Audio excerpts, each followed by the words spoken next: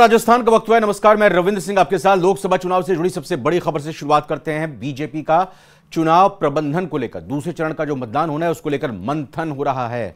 Party मुख्यालय में BJP की अहम बैठक चल रही है। सीएम भजनलाल शर्मा वरिष्ठ नेताओं के साथ चर्चा कर रहे हैं। इस दौरान बैठक में विनय सहस्त्रबुद्धे, विजय राहटकर समेत कई नेता मौजूद हैं। तो लोकसभा चुनाव को लेकर ये बहुत ही महत्वपूर्ण मीटिंग मानी जा रही है, क्योंकि दूसरे चरण के मतदान कल होने वाले हैं और इसको लेकर जो 13 सीटें हैं वहां पर कैसे पूरी तरह से चुनाव प्रबंधन करना है। क्योंकि पहले चरण में वोटिंग कम हुई थी, तो कोशिश यही होगी कि जो ज़्यादा से ज़्यादा वोटर हैं वो आगे तक वोट डालने के लिए जाएं, और साथ ही साथ ये भी कोशिश रहेगी। बाबूलाल धायल जुड़ चुके हैं। बाबूलाल, बताइए।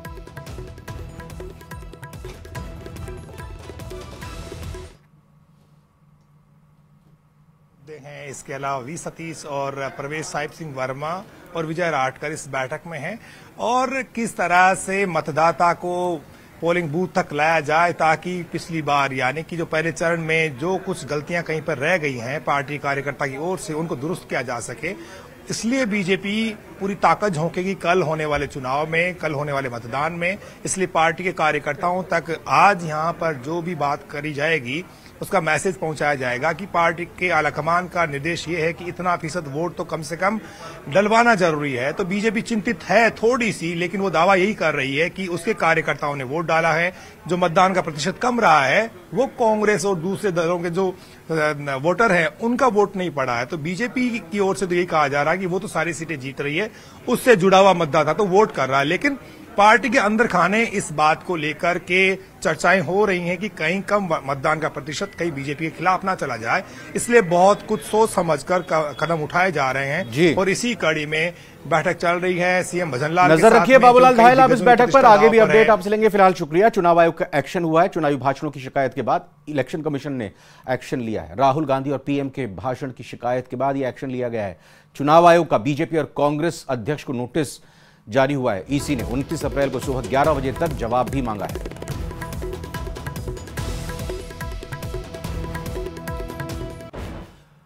राजस्थान के पूर्व मुख्यमंत्री अशोक गहलोत के ओएसडी रहे लोकेश शर्मा ने उन पर फोन टैपिंग का बड़ा आरोप लगाया है। राजस्थान में साल 2020 में सियासी संकट के वक्त अशोक गहलोत पर सचिन पायलट और गजेंद्र सिंह शेखावत के खिलाफ साजिश रचने का दावा भी किया है।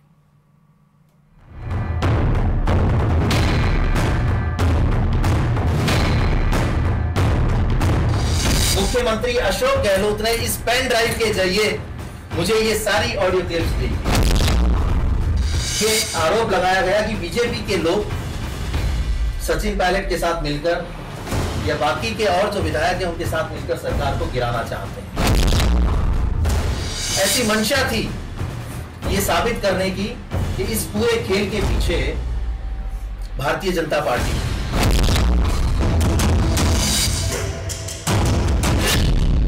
राजस्थान में फिर बाहर आया फोन टैपिंग का जिन। अशोक गहलोत के पूर्व ओएसडी का बड़ा पर्दाफाश। पायलट गुट के एमएलए के फोन टैपिंग का आरोप। दूसरे चरण के मतदान से पहले राजस्थान की सियासत में एक बार फिर ऑडियो बम फूटा है। पूर्व मुख्यमंत्री अशोक गहलोत के ओएसडी रहे लोकेश शर्मा ने एक के बाद एक कई बड़े पर्दाफाश किए हैं। लोकेश शर्मा ने आरोप लगाया है कि अशोक गहलोत ने सीएम रहते हुए सचिन पायलट और उनके गुट के विधायकों के खिलाफ साजिश रची थी और उनके फोन टैप करवाए थे। इन सभी के मोबाइल सर्विलांस पर थे। मुख्यमंत्री अशोक गहलोत ने इस पेन ड्राइव के जरिए मुझे ये सारी ऑडियो क्लिप्स दी और ये कहा कि मीडिया को आप सर्कुलेट कर दीजिए, और मैंने वो काम किया। अगले दिन अखबारों में जिस तरह से खबरें छपी और सभी को ये घटनाक्रम पता है कि जैसे ये ऑडियो क्लिप्स रिलीज हुई उसके बाद मुकदमे दायर हुए, और जो सारा घटनाक्रम था कि किस तरह से खरीद फरोख्त की बात की जा रही है, कौन लोग हैं जो सरकार गिराना चाहते हैं, क्योंकि सीधे तौर पर केंद्रीय मंत्री गजेंद्र सिंह जी को इसमें इन्वॉल्व किया गया और ये आरोप लगाया गया कि बीजेपी के लोग सचिन पायलट के साथ मिलकर या बाकी के और जो विधायक हैं उनके साथ मिलकर सरकार को गिराना चाहते हैं। ऐसी मंशा थी ये साबित करने की कि इस पूरे खेल के पीछे भारतीय जनता पार्टी है। जबकि वास्तविकता ये नहीं थी। लोकेश शर्मा का दावा है कि अशोक गहलोत ने ही फोन टैपिंग का पूरा षड्यंत्र रचा है और उनका मकसद सचिन पायलट और केंद्रीय मंत्री गजेंद्र सिंह शेखावत को बदनाम करना था। उन्होंने दावा किया कि अशोक गहलोत ने ही उन्हें एक पेन ड्राइव दी थी जिसमें 3 ऑडियो क्लिप थी और उसमें विधायकों की खरीद फरोख्त की बात थी और इस ऑडियो क्लिप को वायरल करने के लिए खुद अशोक गहलोत ने कहा था। जी सर, अपन ने तो यूज तो किया, जो मैं तुम्हें दिया था वो यूज किया ना। हाँ सर, अपन ने तो यूज वो किया था। अच्छा, पर सीएमआर का लैपटॉप था तुम्हारा था? नहीं, सीएमआर का नहीं था साहब, मेरा था। ठीक है, फिर उस लैपटॉप से मैंने उसको फोन पे लिया। ठीक है, फोन में जब कॉपी हो गया तो मैंने फिर सबको वो फॉरवर्ड कर दिया, जो मीडिया का मेरा ग्रुप बना हुआ है। कभी अशोक गहलोत के करीबी रहे लोकेश शर्मा अब उनके धुर विरोधी बन गए हैं और उनके पास मौजूद सबूतों को जांच एजेंसियों को देने की बात कर रहे हैं। दरअसल साल 2020 में सचिन पायलट कैंप की बगावत के बाद राजस्थान की तत्कालीन गहलोत सरकार पर फोन टैपिंग के आरोप लगे थे, जिसमें केंद्रीय मंत्री गजेंद्र सिंह शेखावत पर सरकार गिराने के गंभीर आरोप लगाए थे। और इधर लोकेश शर्मा प्रकरण पर बोलते हुए केंद्रीय जल शक्ति मंत्री गजेंद्र सिंह शेखावत ने कहा कि हालांकि मामला अदालत के अधीन है, इसीलिए इस पर कुछ बोलना तर्कसंगत नहीं है, लेकिन जो हकीकत है वो स्वयं उजागर हो रही है। ये अनुसंधान का विषय है। हमने तो शुरू से ही कहा था कि भारतीय जनता पार्टी का प्रत्यक्ष अप्रत्यक्ष जो कुछ 2020 में घटनाक्रम हुआ उसमें कहीं कोई संबंध नहीं था, लेकिन अपनी राजनीतिक महत्वाकांक्षाओं की पूर्ति के लिए भारतीय जनता पार्टी पर, पार्टी के नेतृत्व पर, मुझ पर अनेक तरह के लांछन लगाए गए।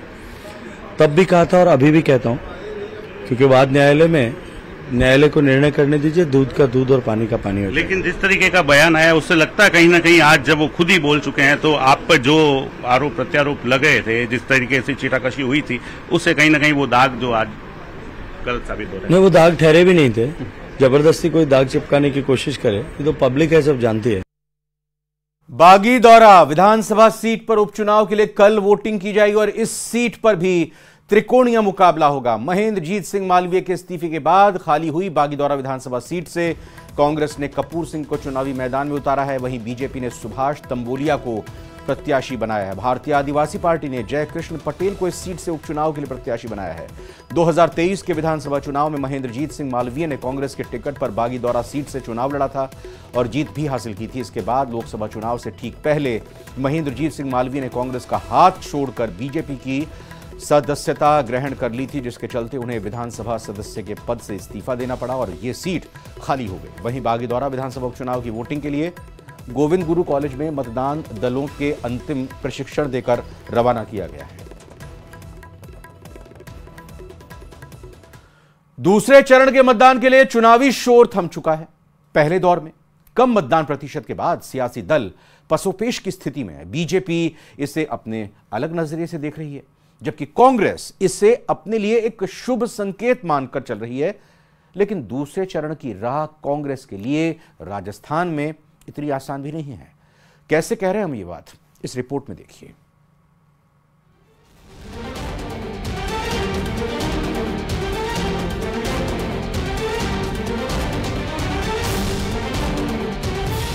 पहले चरण के बाद दूसरे चरण पर टिकी निगाहें। 13 सीटों पर 26 अप्रैल को मतदान। बीजेपी के लिए दूसरे चरण से शुभ संकेत। कांग्रेस के लिए मुश्किल हो सकती है दूसरे चरण की राह।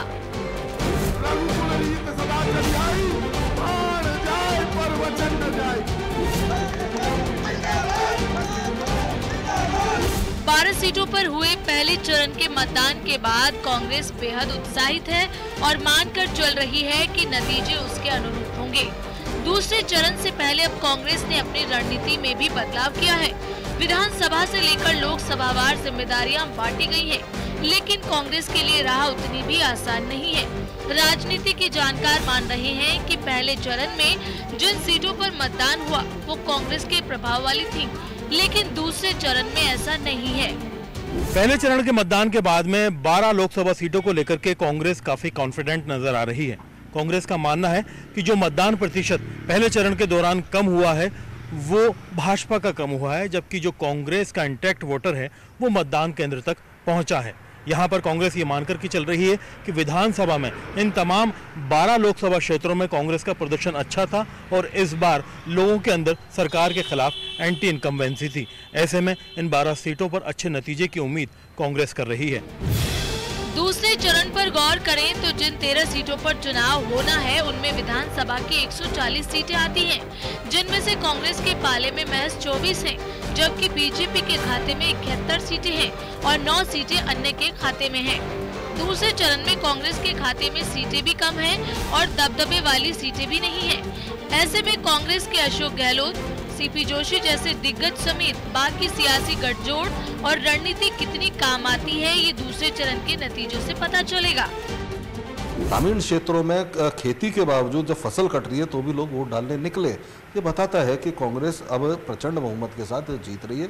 अधिकांश सीट हम राजस्थान में जीतने वाले हैं फर्स्ट फेज में, और सेकंड फेज के चुनाव में भी बहुत कहना चाहिए कि प्रचंड बहुमत के साथ हमारे नेता जीतेंगे। प्रथम चरण में जो मतदान हुआ है उसमें 100% कांग्रेस के कार्यकर्ताओं ने और कांग्रेस के समर्थकों ने मतदान करा है। 12 में से 10 जगह कांग्रेस ने चुनाव लड़ा, 2 जगह हमारी इंडिया गठबंधन के उम्मीदवार थे।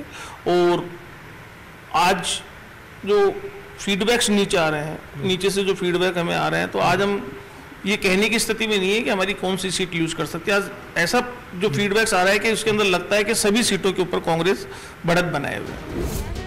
दूसरे चरण के लिए अपनी चुनावी रणनीति बदलने वाली कांग्रेस मानने को तैयार नहीं है कि मुकाबला उसके लिए मुश्किल भरा हो सकता है। जयपुर शहर लोकसभा सीट से कांग्रेस के प्रताप सिंह खाचरियावास मैदान में है।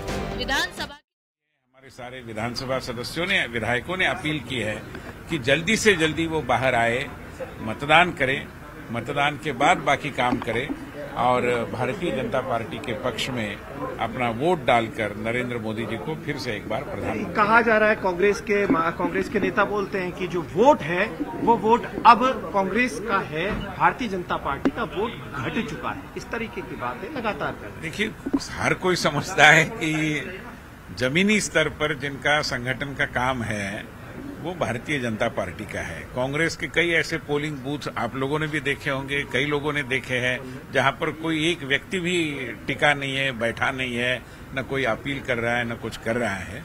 तो ऐसी स्थिति में स्वाभाविक है कि हमारा कार्यकर्ता जो आज नहीं विगत 1 साल से सक्रिय था, तो उसकी सक्रियता रंग लाएगी, इसमें कोई संदेह नहीं। जाति पर मोड़ने की कोशिश की गई है, जाति पर मोड़ने की कोशिश की गई है चुनाव को, मानते हैं आप? देखिए, कांग्रेस और अन्य दलों के कई लोग जिनकी राजनीति केवल जाति की ही है और जातिगत उनकी अपील करने की वो कोशिशें कर रहे हैं, मगर मैं मानता हूं कि ये चुनाव राष्ट्रीय चुनाव है और ऐसे विषयों को लोग तुल नहीं देंगे और प्रधानमंत्री मोदी जी के साथ सभी जातियों के, सभी समुदाय के लोग एकजुट होकर खड़े रहेंगे। हमें जमीन से जो आवाजें आ रही है, जो प्रतिध्वनि आ रहा है, उससे ये बिल्कुल एससी को इतना आश्वस्त कर चुके हैं, SC/ST को इतना आश्वस्त कर चुके हैं, फिर ये स्थितियां क्यों आ रही है? नहीं, SC/ST पूरा हमारे साथ है। आप किसने कहा है? अभी मतलब जितने भी सारे हमारे अनुसूचित जाति, जनजाति, अन्य पिछड़ा वर्ग के बंधु है, वो सारे हमारे साथ हैं। सीएम के ओएसडी के साथ में कल आरोप लगाए थे अशोक गहलोत पर, उसके बारे में आप उन्हीं के पूर्व ओएसडी।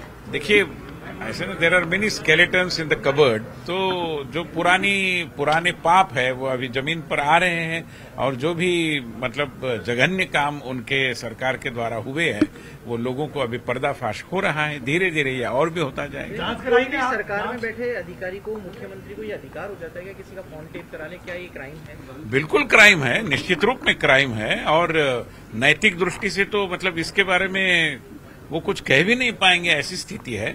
और लोगों को अब पता चला है कि कितने आपराधिक मानसिकता के लोगों के हाथ उन्होंने सत्ता सौंपी थी कुछ 5 साल पहले। तो ऐसी स्थिति में कांग्रेस के पापों का घड़ा भर चुका है। यही स्थिति फिर एक बार सामने। आपको लगता है लोकेश शर्मा जैसे दूसरे लोग भी अब आएंगे? उससे पहले BL सोनी भी आपके समर्थन जी निश्चित रूप में आएंगे, क्योंकि देखिए ना, जो असत्य होता है वो कहीं न कहीं खुलकर सामने आता है। जैसे हम कहते हैं कि देर से आए मगर दुरुस्त आए। धन्यवाद। तो मैं सबसे बड़ी बात को आपने सुना, लेकिन आपसे अपील करना चाहेंगे, एक जिम्मेदार चैनल होने के नागरिक, कल यानी कि 26 अप्रैल को जिन 13 सीटों में राज्यसभा, जिन 13 सीटों में राजस्थान में चुनाव होने हैं। आपका वोट है तो जरूर वोट डालिएगा। और इसके अलावा बाकी अगर आप दर्शक जहां देश के अलग हिस्सों में हैं और आपके लोकसभा क्षेत्र में चुनाव होना है तो जरूर वोट डालने जाइएगा। हम आपसे यही अपील करते हैं। इस बीच एक राजसमंद की बड़ी खबर आ रही है, उसका रुख करते हैं। उदयपुर के निजी हॉस्पिटल में डॉक्टर की एक बड़ी लापरवाही सामने आई है। सिजेरियन डिलीवरी के दौरान महिला के पेट में रोल बैंडेज छोड़ दिया गया। कितनी बड़ी लापरवाही सामने आई। 2 महीने बाद ऑपरेशन करके इस बैंडेज रोल को निकाला गया है। डॉक्टर की लापरवाही के चलते अब दोबारा मां नहीं बन पाएगी पीड़िता। देखिए कितनी बड़ी त्रासदी इस महिला, इस परिवार के साथ हो गई है लापरवाही के चलते। किन्नर समाज ने जांच की मांग को लेकर एसपी को ज्ञापन सौंपा। तो राजसमंद की यह बड़ी खबर है, जहां पर एक निजी अस्पताल के डॉक्टर की लापरवाही किस तरह से सामने आई है। उदयपुर का दरअसल ये निजी हॉस्पिटल है जहां पर डॉक्टर की बड़ी लापरवाही सामने आई है। सिजेरियन डिलीवरी हुई थी, इस दौरान महिला के पेट में बैंडेज रोल छोड़ दिया गया। बैंडेज रोल छूट गया। लापरवाही, घोर लापरवाही यहां पर सामने आई है। जब पेट में दर्द हुआ होगा जाहिर तौर पर, उसके बाद महिला का फिर ऑपरेशन करके इस बैंडेज रोल को निकाला गया।